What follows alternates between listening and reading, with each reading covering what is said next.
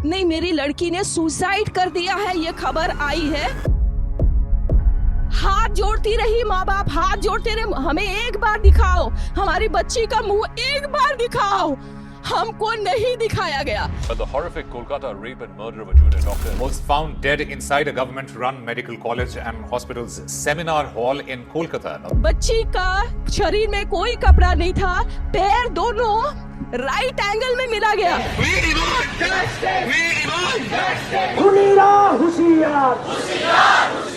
चश्मे को कूटा गया, जिसके वजह से आंखों से खून निकल गया, गला दबाकर मारा गया। कोलकाता में जो हुआ है उससे सिर्फ मेडिकल फ्रेटर्निटी नहीं, पूरा देश काफी शॉक्ड है। जिस तरीके की डिटेल्स आ रही हैं पोस्टमार्टम रिपोर्ट से, जिस तरीके की इंफॉर्मेशन आ रही है कि ममता बनर्जी सरकार ने इसको मिसहैंडल किस तरीके से किया, कवर अप करने की क्या कोशिश हो रही है, उससे ऑब्वियसली लोग, खासा कि डॉक्टर्स काफी नाराज हैं, स्टूडेंट्स काफी नाराज हैं। बहुत सारे सब्सक्राइबर्स ने हमें लिखकर बताया, हमारे जो मेंबर्स हैं उन्होंने लिखकर बताया कि इस पर एक डिटेल्ड एपिसोड की दरकार जरूर है। क्या गेम खेला जा रहा है, क्या सच छुपाया जा रहा है? और मैं इस बात से बिल्कुल अग्री करता हूं। क्या इस पर कोई सोल्यूशन है? लेकिन और इस चीज पर मैं आपको आगाह करना चाहता हूं। एपिसोड तो हम ऐसे इश्यूज पर बनाते आए हैं, बनाते रहेंगे, लेकिन मैं आज आपको एक चीज पर आगाह भी करना चाहता हूं कि ये जो कांड हुआ है कोलकाता में, ऐसे कांड पहले भी होते आए हैं और होते भी रहेंगे हमारे आउटरीच के बावजूद। सोल्यूशन है, और सोल्यूशन के बारे में मैंने एक बार पहले बात की, आज मैं फिर से बात करना चाहूंगा, लेकिन शायद कोई सुनने को राजी नहीं होगा, लेकिन तब भी सोल्यूशन देने की भी कोशिश करूंगा। एपिसोड की शुरुआत से पहले, पूरे डिटेल्स से पहले, जो पॉलिटिक्स खेला जा रहा है उससे पहले, मैं बस आपसे ये रिक्वेस्ट करूंगा कि ये कुछ चंद इंसिडेंट्स याद कर लीजिए, फिर एपिसोड शुरू करते हैं। Nirbhaya rape case, Shakti Mills rape case, Hathras gang rape case, Kathua rape case, Unnao rape case, Asaram Babu parole, Baba Ram Rahim parole. अब शुरुआत करते हैं। मैं आपको बताता हूं हुआ क्या इस केस में, अगर आप अभी भी अनजान हो, अगर आप कभी हॉस्पिटल गए हो पिछले एक हफ्ते में, तो शायद इस केस के बारे में आपको सारी डिटेल्स पहले मालूम हो चुकी होंगी। अगर आप न्यूज फॉलो कर रहे हो तो सारी डिटेल्स आपको मालूम होंगी कि कैसे कोलकाता के आरजी कौर हॉस्पिटल में एक महिला की लाश मिलती है, अनड्रेस्ड, हाफ ड्रेस्ड एक लाश मिलती है, और उसके बाद जो डॉक्टर्स हैं हमारे देश में, वो एक जंग का ऐलान कर देते हैं सिस्टम के खिलाफ। होता यूं है कि ये जो सेमी न्यूड बॉडी है, अब मैं टेक्निकली नाम नहीं ले सकता हूं, टेक्निकली मैं पिक्चर नहीं दिखा सकता हूं, क्योंकि हमारे देश में ऐसे रूल्स और रेगुलेशंस हैं कि मैं रेपिस्ट की पिक्चर दिखा सकता हूं, एलिजेड रेपिस्ट का नाम ले सकता हूं, लेकिन जिसे हत्या कर दी गई है रेप के बाद, मैं उसकी छवि आपको नहीं दिखा सकता हूं, उसका नाम मैं लीगली नहीं ले सकता हूं। तो हम ये बोलेंगे कि ठीक है, post graduate trainee, PGT doctor, वो गई एक सेमिनार हॉल में थोड़ा आराम करने के लिए। उसने डिनर किया था अपने जूनियर्स के साथ रात के 2 बजे। 36 आवर लॉन्ग शिफ्ट के बाद आदमी परेशान, आदमी थक जाता है। एक महिला जाएगी कहां? कोई रेस्ट रूम नहीं है, कोई फैसिलिटी नहीं है, तो सेमिनार रूम में जाकर सोचा होगा उसने कि मैं वहां जाकर थोड़ा रेस्ट करती हूं। सुबह उसकी मरी हुई बॉडी वहां से मिलती है। जो फर्स्ट कॉल किया गया था, देखिए शक की सुई कैसे शुरुआत होती है, फर्स्ट कॉल से। आप सोचिए कि कवर अप, जो लोग कह रहे हैं कि रेप और मर्डर तो हुआ है और एक अरेस्ट भी हुआ है, लेकिन कवर अप कैसे पॉइंट 0 से शुरुआत हो गई थी। जो फर्स्ट कॉल किया जाता है कोलकाता डॉक्टर के इस मर्डर रेप केस में, फैमिली को बताया जाता है कि महिला की मौत सुइसाइड से हुई थी, और इससे पूरी कहानी शुरू होती है रेप की, मर्डर की, गैंग रेप की, कवर अप की, पॉलिटिकल पेट्रोनेज की।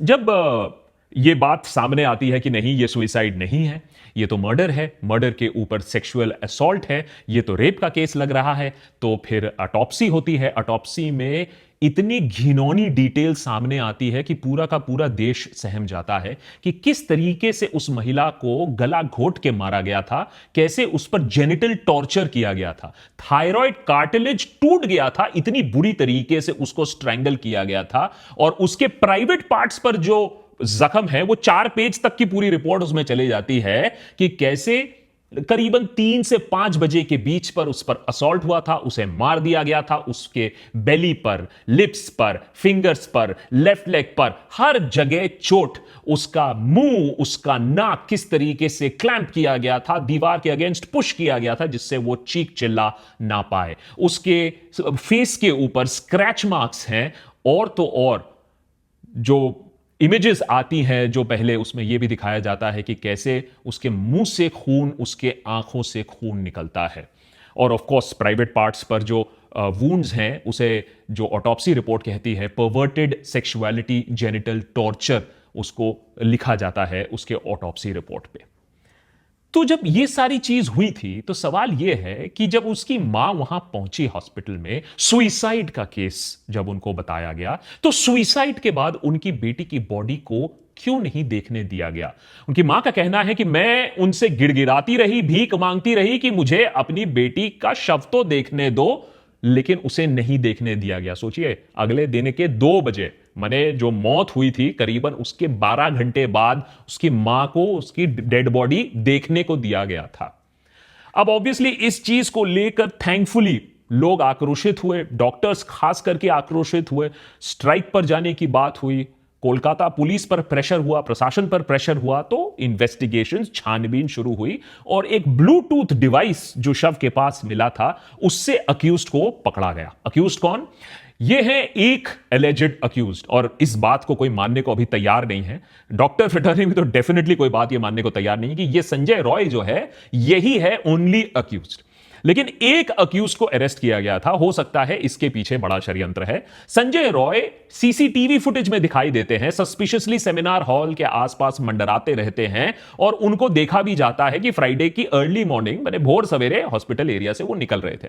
पुलिस ने बाद में सारे सस्पेक्ट्स को राउंड अप किया, उनको पूछताछ के लिए बुलाया। पूछताछ के समय सारे लोगों के मोबाइल फोन ले लिए गए। संजय फोन का मोबाइल फोन जब कनेक्ट करने की कोशिश की तो जो शव के पास ब्लूटूथ डिवाइस मिला था वो इमीडिएटली उनके फोन से कनेक्ट हो जाता है। तो सर्कमस्टेंशियल एविडेंस काफी था और उनको अरेस्ट कर लिया गया। अब ये जो रॉय कैरेक्टर है ये भाई साहब बहुत इंटरेस्टिंग है। ये तो अपने आप को ऑलमोस्ट एक कॉप ही समझते थे और अरेस्ट होने के बाद भी इनकी जो अकड़ है वो गई नहीं। टेक्निकली ये civic volunteer with Kolkata police है और देखिए इस वजह से ये जो पुलिस के तार जुड़े हुए हैं, इस वजह से बहुत सारे लोगों का यही मानना है कि पुलिस में इसके कवर अप करने की कोशिश जरूर की थी। सिविक वॉलंटियर्स होते टेक्निकली कॉन्ट्रैक्चुअल स्टाफ होते हैं। ये कॉप्स को अलग अलग चीजों पे हेल्प करते हैं। ट्रैफिक मैनेजमेंट हो गया, डिजास्टर रिस्पॉन्स हो गया। इनको 12,000 रुपए के आसपास एक सैलरी मिलती है और उनको टेक्निकली तो वो फैसिलिटीज नहीं मिलती हैं जो रेगुलर पुलिस पर्सनल को मिलती हैं। लेकिन देखिए कि कितनी पकड़ थी इनकी कि ये आरजी खार मेडिकल कॉलेज और हॉस्पिटल में इनके पास एक्सेस था। सारे डिपार्टमेंट्स में ये भाई साहब रॉय घूमते रहते थे और ये एक पार्ट ऑफ अ रैकेट थे। ये जो स्टेट रन हॉस्पिटल्स होते हैं कि पेशेंट्स को हम चार्ज करेंगे, एडमिशन के लिए हम हफ्ता वसूली करेंगे, जिसको एडमिशन नहीं करा पाए उनको आसपास के क्लिनिक्स में बेड मुहैया कराएंगे। ये सारा दलाली का काम ये करता था। अब कहा यह जा रहा है, रिपोर्ट्स ये दिखा रही हैं कि इनकी जो अकड़ है ये गई नहीं है। ये कह रहे हैं कि भैया लटकाना है तो मुझे लटका दो। इनके मोबाइल फोन से भी काफी सारा पोर्नोग्राफिक मटेरियल मिला है। ये एक वुमेनाइजर बताए जाते हैं, 4 बार शादी कर चुके हैं। एक डिस्टर्बिंग और वायलेंट स्ट्रीक रहा है इनमें। सारे जो शादी की थी इन्होंने वो डोमेस्टिक वायलेंस के चक्कर में ही सारी शादियां टूटी हैं। तो एक हिस्ट्री है of physically abusing his wives. लेकिन देखिए तब भी पुलिस में इनको एक्सेस मिल गया। यही नहीं, सबसे शायद घिनौनी और चौंका देने वाली बात यह भी थी कि देखो लॉ एंड ऑर्डर का कैसे मजाक उड़ता है। चाहे वो निर्भया का केस हो या ये कोलकाता में केस हो, दोनों केसेस में ही अक्यूज जो है वो घर में जाकर सो जाता है। आप इतनी घिनौनी कांड करते हो लेकिन इतना कॉन्फिडेंस है कि आपको कुछ नहीं होगा, बच जाओगे, कि आप घर में जाकर सो जाओगे, आप भागने तक की कोशिश नहीं करोगे। तो एक तो हुई कि यहां लॉ से तो किसी को डर नहीं लगता है और उन्होंने सोचा होगा भैया हम, हो सकता है ऐसे कांड पहले भी किया हो इस कैरेक्टर ने। ये सारी चीजें तो अभी इन्वेस्टिगेशन में सामने आएगी। लेकिन जो दूसरे गुस्से का कारण है वो है कि ममता बनर्जी गवर्नमेंट ने इतनी बुरी तरीके से इस केस को मेसअप किया, इतनी गंदी इनसेंसिटिविटी दिखाई, जिसके वजह से लोगों का आपा और भी खो गया। अब देखिए वेस्ट बंगाल सरकार क्या करती है। डॉक्टर संदीप घोष हैं, ये हैं प्रिंसिपल ऑफ आरजी खार मेडिकल कॉलेज। इनके ऊपर जब प्रेशर आया, जब वहां के डॉक्टर्स रेजिडेंट्स ने प्रोटेस्ट किया, तो इन्होंने पहले तो रिजाइन करने से मना कर दिया। पहले तो इनके इनिशियल स्टेटमेंट्स थे कि उस लड़की को वहां जाने की क्या जरूरत थी। ऐसी घटिया भद्दी मेंटालिटी वाले तो प्रिंसिपल थे। जब प्रेशर में आए तो मॉरल रिस्पॉन्सिबिलिटी लेकर भाई साहब रिजाइन कर देते हैं। अब देखिए वेस्ट बंगाल गवर्नमेंट, ममता बनर्जी की सरकार, उनको 8 घंटे के अंदर अंदर रेजिग्नेशन लिया है आपने मॉरल रिस्पॉन्सिबिलिटी लेकर। 8 घंटे के अंदर अंदर Calcutta national medical college hospital के आप उनको शिफ्ट कर देते हो और वहां के प्रिंसिपल बना देते हो। ऑब्वियसली इससे और स्टूडेंट्स का आपा सामने आता है।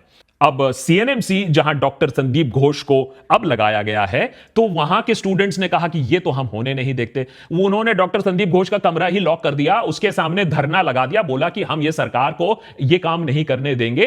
पहले तो आप रिलक्टेंट थे उनको वहां से जाने कार हॉस्पिटल से, और उसके बाद आप 8 घंटे के अंदर अंदर उन्हें रीलोकेट करते हो सीएनएमसी पर। तो ऑब्वियसली कहीं ना कहीं सरकार की भी दया दृष्टि है इस इंसान पर। As a matter of fact, Akhtar Ali जो एक्स डेप्यूटी सुपरिटेंडेंट है RG Kar college medical college के, वो कहते हैं कि ये जो कैरेक्टर है ये बहुत ही करप्ट पर्सन है। ये स्टूडेंट्स को फेल करता था, ये 20% कमीशन खाता था टेंडर ऑर्डर से, ये अल्कोहल देता था स्टूडेंट्स को। तो ये अपने आप ही काफी डूबियस पर्सन है, माफियोसी टाइप पर्सन इसे बोला जाता है। अपने बाउंसर लेकर कोई प्रिंसिपल ऐसे चले जाता है तो बहुत शक की बात होती है।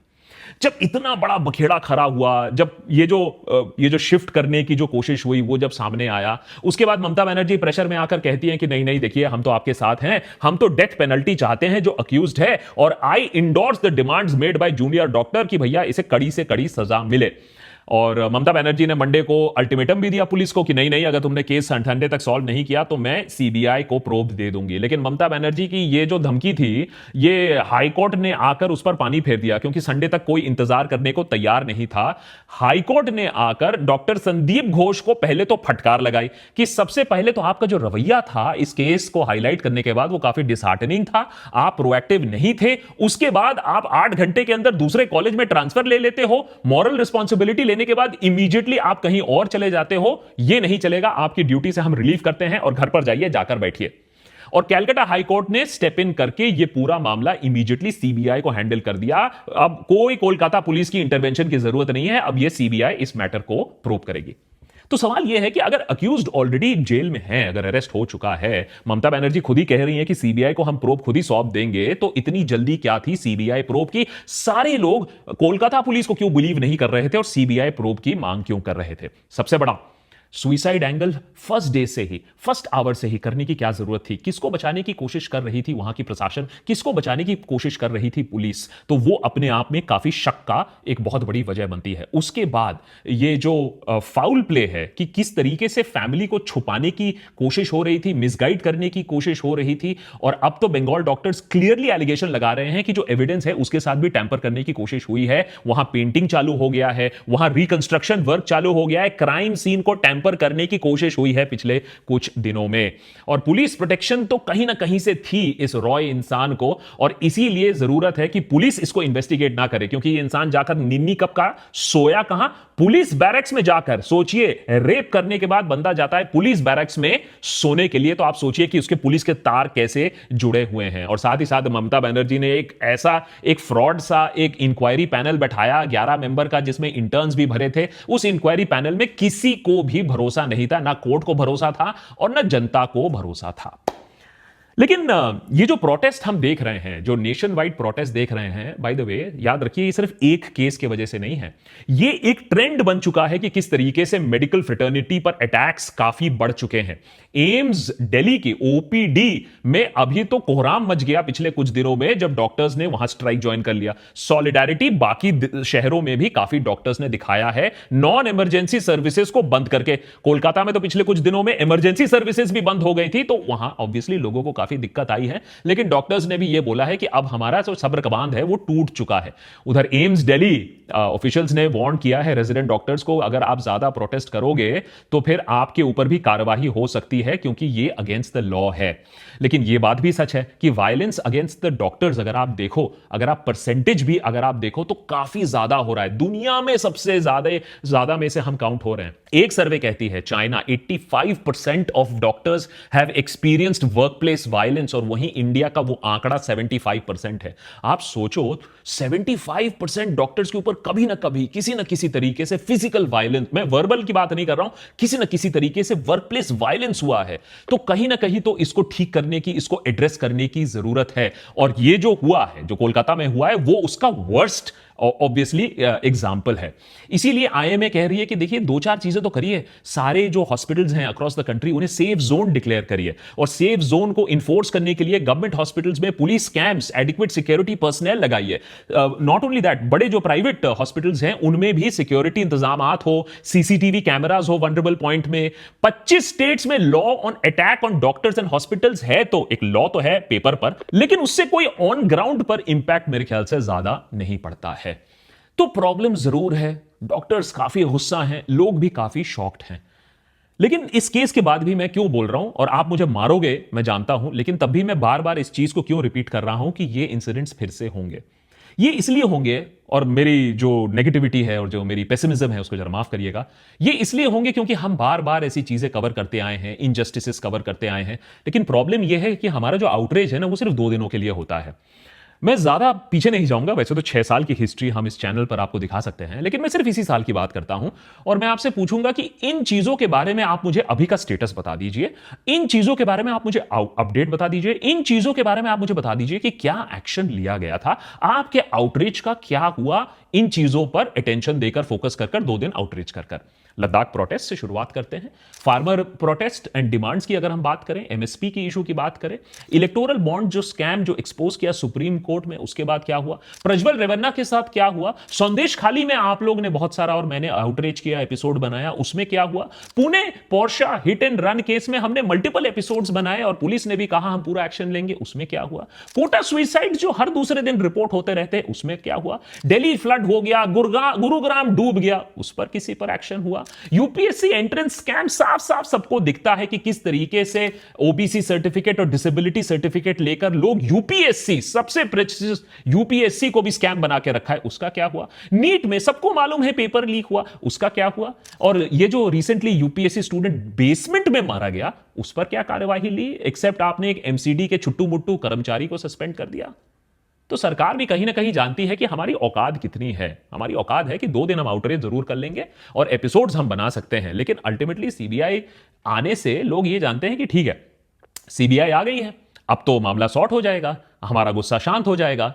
लेकिन सीबीआई कोई शेरलॉक होम्स है क्या? क्या सीबीआई स्कॉटलैंड यार्ड से भी आगे चली गई है कि सारा क्राइम, तो खैर स्कॉटलैंड यार्ड भी नहीं कर पाती है, वो छोड़ दीजिए, और उसके ऊपर हम फिर पॉलिटिक्स खेलेंगे और बोलेंगे कि देखिए ये पार्टी फलाना, ये पार्टी डिमका, और उसके ऊपर इन सब चीजों पर पॉलिटिक्स खेला जा रहा है। जबकि सच तो यह है कि हमारे देश में कोई भी पॉलिटिकल पार्टी नहीं है जो मॉरल सुपीरियरिटी क्लेम कर सके ऑन वुमेन सेफ्टी, या दिखा सके कि उनकी ट्रैक रिकॉर्ड वुमेन सेफ्टी को लेकर अच्छा है। वैसे बोला जाता है कि कोलकाता वुमेन के लिए ज्यादा सेफ हुआ करता था, मे बी एक जमाने में हुआ करता था, अब तो नहीं है, तो इसके लिए टीएमसी को भी लताड़ा जा रहा है। उधर बीजेपी को ज्यादा खुश होने की जरूरत नहीं है, क्योंकि हम आए दिन रिपोर्ट देख रहे हैं कि कैसे कैसे लोगों को बार बार बेल मिल रही है। और अभी लेटेस्ट डेरा चीफ गुरमीत सिंह भैया 21 डेज पेरोल उनको फिर से मिल गया, 245 days in the last 4 years तो वो जेल से बाहर रहे।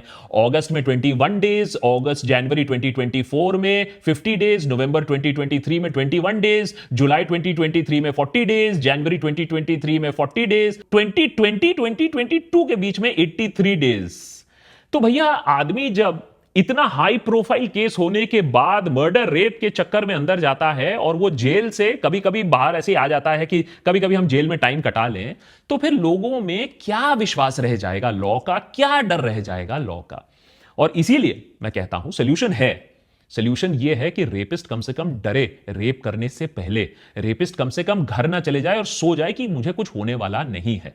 और जैसे कि हमारे देश में स्पेशलाइज्ड क्राइम और सीरियस क्राइम के लिए फाइनेंशियल फ्रॉड यूनिट्स हैं, हमारे पास ईडी है, उसी तरीके से महिलाओं में कॉन्फिडेंस जागृत करने के लिए और देश को महिलाओं के लिए सुरक्षित करने के लिए हमें चाहिए serious crimes against women unit, SCAW, अस्कॉ यूनिट। ये वो यूनिट होगी, जैसे ईडी है, ये वो यूनिट होगी जो सीरियस क्राइम्स अगेंस्ट वुमेन हुए हैं, जो शॉकिंग क्राइम्स हुई हैं अगेंस्ट वुमेन, उनको सिर्फ हैंडल करेगी। एक स्पेशलाइज्ड यूनिट जिनके पास वो फोर्स होगी, जिनके पास वो टेक्नोलॉजी होगी, जिनके पास वो टाइम होगा, क्योंकि याद रखिए आपका और हमारा आउटरीच सिर्फ 2 दिनों का होगा, लेकिन ये जो स्कॉ यूनिट होगी ये एक चीज को पकड़ेगी और उसको नतीजे तक ले जाएगी। और इसके अंडर अगर आप आ गए तो आपका बेल प्रोविजन और आपकी जो पनिशमेंट होगी वो भी दुगनी चौगनी हो सकती है। जो और मैं ये नहीं कह रहा हूं कि ये ईडी की तरह फिर एक पॉलिटिकल टूल बन जाए। एक ट्रांसपेरेंट तरीके से ओपन एंड शट केसेस को with solid proof, with public hearing आप इसको कर सकते हो, जिससे सोसाइटी में भी एक मैसेज जाए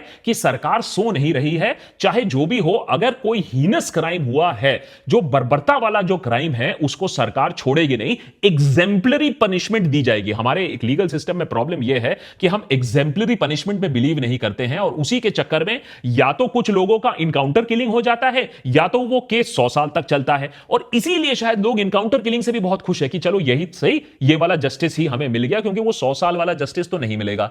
लेकिन एक डेमोक्रेटिक देश के लिए जरूरी है कि हम एक लीगल प्रोसेस के अंदर एक एग्जेम्पलरी पनिशमेंट दे ऐसे हीनस केसेस में। और कभी कभी ऐसे हीनस केसेस में सीसीटीवी फुटेज होता है, बहुत सारे कोरॉबोरेटिव एविडेंस होते हैं, आपके पास साइंटिफिक एविडेंस होता है, तो उससे केस और भी मजबूत हो जाता है। और फाइनली जाने से पहले मैं ये बोलना चाहूंगा कि ये जो लोग इसको इंटेलेक्चुअलाइज करने की कोशिश कर रहे हैं, इस प्रोटेस्ट को, वो ना करें। ये निर्भया 2 नहीं है। As a matter of fact, अगर आप इसको कोलकाता में जो हुआ है उसको निर्भया 2 बोल रहे हो, तो आप निर्भया को ही इंसल्ट कर रहे हो। क्योंकि निर्भया अपने आप में ये पूरा केस एक जोक बन चुका है कि इतना पैसा जो लगाया गया था फॉर वुमेन सेफ्टी, मेरे ख्याल से 7,000 करोड़ रुपए, उस रुपए का हुआ क्या? निर्भया 2 बोलने से सिर्फ एक ही चीज समझ में आता है कि निर्भया के बाद कुछ ना बदला। और ऐसी चीजें भी हो रही हैं। चलिए, नाइट मार्च होगा, रिक्लेम द नाइट होगा, इससे अवेयरनेस बढ़ सकता है। लेकिन अगर आप सस्टेन्ड इंपैक्ट चाहते हो, तो आपको सरकार के ऊपर एक स्कॉ लाने की जरूरत है, एक स्कॉ यूनिट की, जो सीरियस क्राइम अगेंस्ट वुमेन को ट्रैक करेगी और उनको अपने अंजाम तक पहुंचाएगी, और परपेट्रेटर्स को छोड़ेगी नहीं, क्योंकि हमारा आउटरीच 2 दिन बाद किसी और चीज पर चले जाएगा।